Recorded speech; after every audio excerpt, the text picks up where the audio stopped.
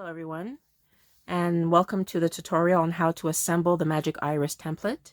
It's also known as the moving shutter card, and this is the mechanism itself. It's 100% cardstock. You can use whatever weight that you want. I prefer using 65 pound, especially if it's going to go onto a card. If you're making them bigger and using them as cake toppers or whatnot, you probably want to use 110 pound. But for card bases, 65 pounds is perfect. I'll show you an example of a card. So there you go. And it's not really hard to assemble. The template consists of, 10 pieces. So you have the mechanism itself, and then you have what we call the blades, and there are 6 pieces.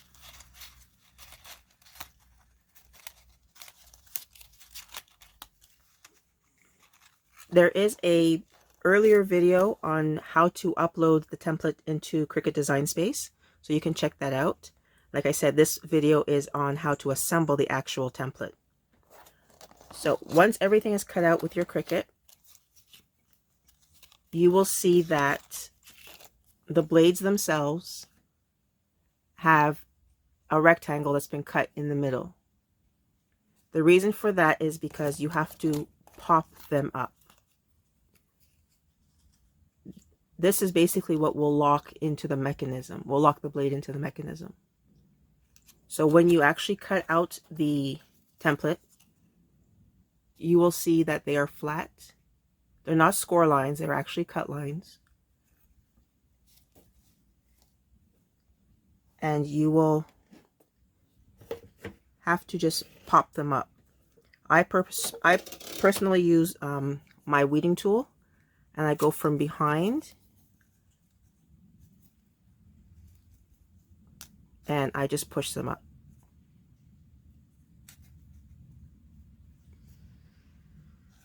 See? And I'll do the second one. And there you go. So once again, when the blades are cut out, you will see that they'll be flat. It is not a score line. It is actually a cut line. Grab whatever pointy tool that you have, even the scissors can work, and you're just going to gently push the tabs up so that they stand up like this. So I've gone ahead and done the other 5 blades so that the video will not be an hour and something long.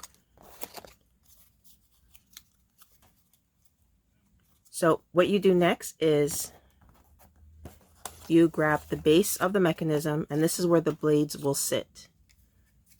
Now some people will add the blades backwards first and then lay them in. What you need to do is you need to make sure that the base is situated this way. The side that has no flaps must be facing to your right, and your blades, when you insert them, have to be going counterclockwise. So once again, when you have the base, make sure that there are no tabs on the right hand side. This is going to be the side where you will be able to actually move the mechanism. So obviously if there's something here, it's going to hinder it from moving. So like I said, there are 2 ways to insert the blades. Some people will just automatically put them in and place them. Others put them in backwards first with the little tabs facing down, and then they'll just spin it around. Either way works, whatever's comfortable for you. I do both. And it doesn't matter where you start. It matters more where you finish.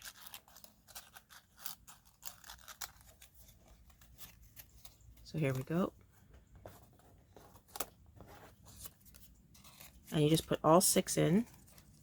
I find that holding them down from the middle is a lot easier. It doesn't matter if they move because you'll just adjust as you go along.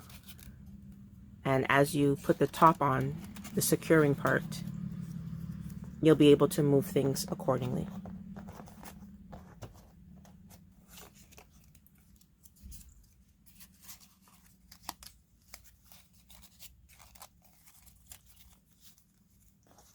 And the last blade.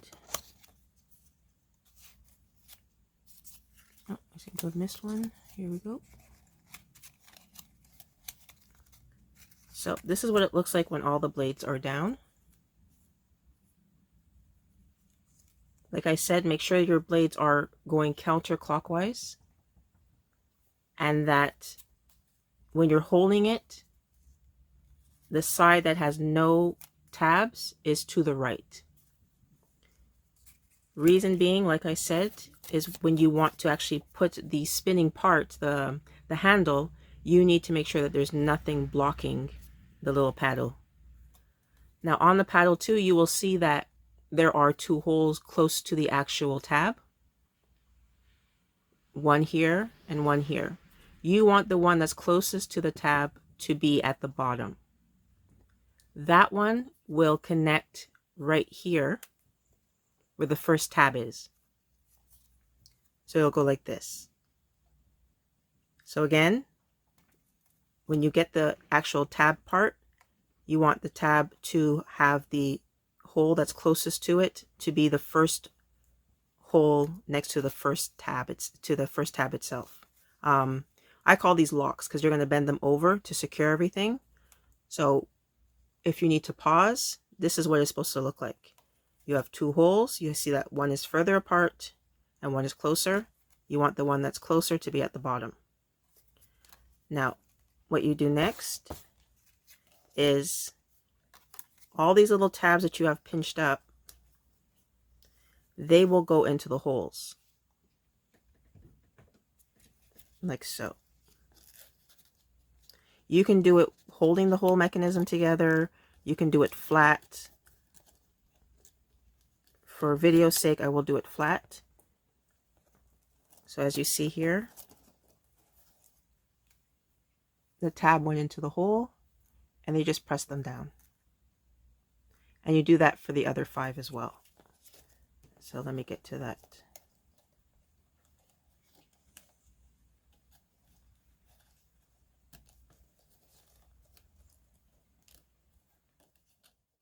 All of your tabs in the circle, you just press them all down. There's no glue used because you will be adding one of these circles that you've cut out. The circle lays down on these little flaps to secure them, but you don't glue it down. Just place it on top. The tabs that are here around the circle itself are what are going to flip over, and they're going to be glued onto this circle here to secure it. But what you're going to do is you're not going to make the tabs flush with the circle because it's going to be too tight. You will leave some lee room. So I did put some glue on previously. You don't need a lot. And it doesn't matter if it's messy because it's going to be covered with this other circle that's here. So what you do is you actually fold the tab over, and you have to make sure that there is a little bit of give. So as you can see, I did not put the tab all the way against the circle. I've left a bit of room. And you go around and you do that. Another reason why I use white glue is because I can actually push down the tab and slide it up to where I think it's going to be secure enough, yet loose enough for the mechanism to actually move. And you do that with all 6 tabs. Like I said, white glue will give you a little bit more time to play around with everything. Whereas if you used a glue gun, yes, it would be somewhat more secure, but you don't have that much time to move things around. And you just press them down. Same thing with this very last one. And there it is. So this is the iris. So as you can see, it's a little tough at the beginning, but what you're going to do is you need to put another base on there or another cover. And that will give it a little bit more, I guess, stability. Here is where you can use your hot glue gun if you want. I personally don't want to use one because You know how when hot glue dries, it kind of leaves a texture if it's not flat. So I always stick with my white glue. You can use a glue runner if you want.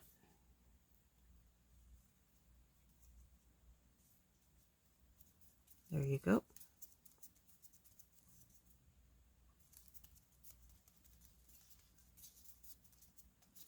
And make sure you press everything down.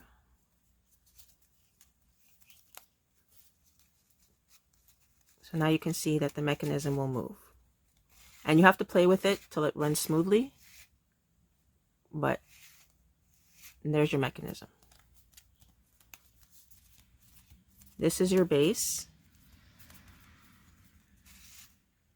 for your iris card.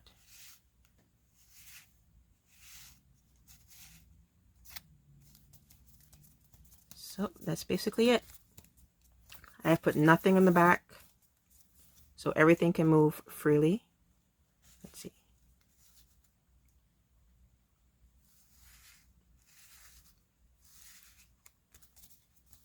And if you want, you can make a bunch of these and store them, so that way they're on hand for when you want to craft your cards. And that's it. Very simple. Didn't take too much time and lots of fun. So thank you very much for joining. Please like and subscribe and turn on the notifications, and I'll be uploading more tutorials on other interactive card templates. And you can follow me on Instagram and Facebook. All my links are in the bio. Thank you very much again for watching.